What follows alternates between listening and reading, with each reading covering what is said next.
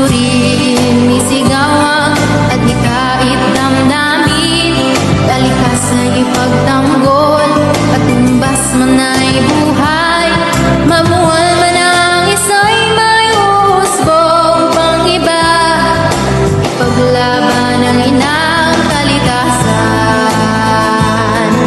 ipaglaban